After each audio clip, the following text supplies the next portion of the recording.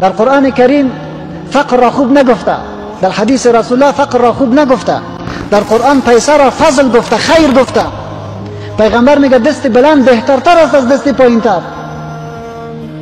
پس لطا، کسی که لط است، سست است، ضعیف است، تنبل است، سر دین ما خود حمل نکن. این دین کار است.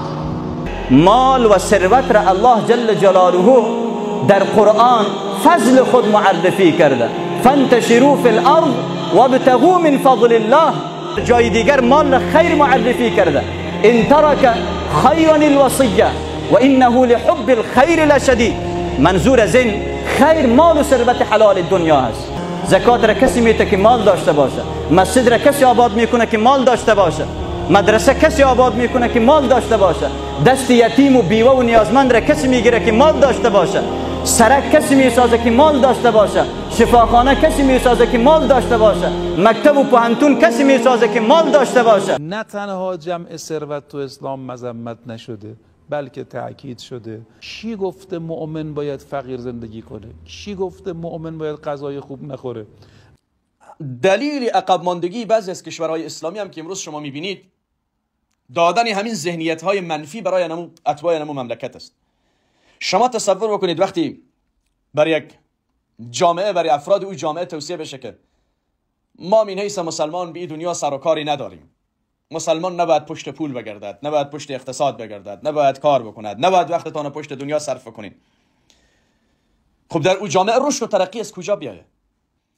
و یکی از جمله عبادات بزرگ است کار، تلاش به دست آوردن اقتصاد. الله رو فضلش نامیده در قرآن. The Prophet ﷺ was definitely rich and he sought refuge with Allah awfully against poverty and he joined it with kufr. أعوذ بك من الكفر والفقر.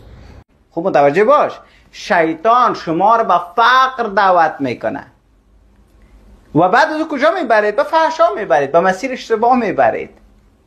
آیا میخواین یک فرد ثروتمند و 1% باشین؟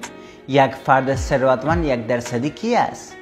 کسایی که در زندگیشان آرامش قلبی دارن، کسایی که سلامتی جسمی و روحی دارن، کسایی که ایمان به الله متعال دارن، کسایی که یک کسب و کار مستقل دارن، کسایی که درآمد بسیار فوق‌العاده دارن، کسایی که رابطه بسیار عاشقانه با همسر خود دارن، کسایی که ارتباط صمیمی با مردم دارن، کسایی که شاد هستند و یک زندگی پر از شادی و عشق تجربه میکنن. پس اگر میخواین یک فرد 1% شوین و یک فرد ثروتمند شوین باید اینا رو داشته باشین. چگونه میشه که تمام اینا رو یک جای داشت؟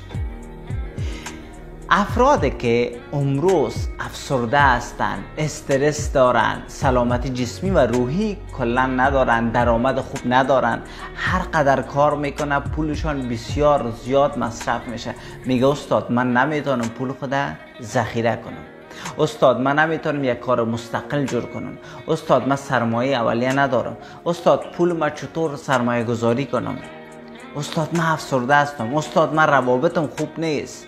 اگر شما هم روابط خوب با همسرتان ندارید، اگر درآمد خوب ندارین، اگر نمیتونین درآمد افزایش بدی، اگر نمیتونی یک زندگی فوق‌العاده پر از شادی و عشق تجربه کنی، من کمکت میکنم که درآمد 2 الی 10 برابر افزایش پیدا کنه. کمکت میکنم که فروش 2 الی 10 برابر افزایش پیدا کنه. کمکت میکنم که رابطه بسیار فوق العاده داشته باشی. کمکت میکنم که اگر اعتماد به نفس نداری و هر جای میشرمی صحبت نمیتونی، اعتماد به نفس بسیار زیاد شوه و عاشق خودت شوی، خودت دوست داشته باشی. اگر از خودت بدت میایه و احساس لیاقت و احساس ثروت نداری، من کمکت میکنم که تمام اینا رو داشته باشی در زندگیت. اگر امروز آرامش نداری، اگر امروز افسرده هستی، اگر امروز درآمد خوب نداری، اگر امروز رابطه خوب نداری، من کمکت میکنم که پکیج کامل ثروت داشته باشی.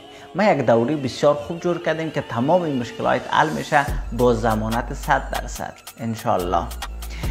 دوره اسرار مخفی ثروت به صورت VIP برگزار میشه 48 ساعت وقت داری، تخفیف ویژه است، اقدام کو بر روی ذهن سرمایه گذاری کو.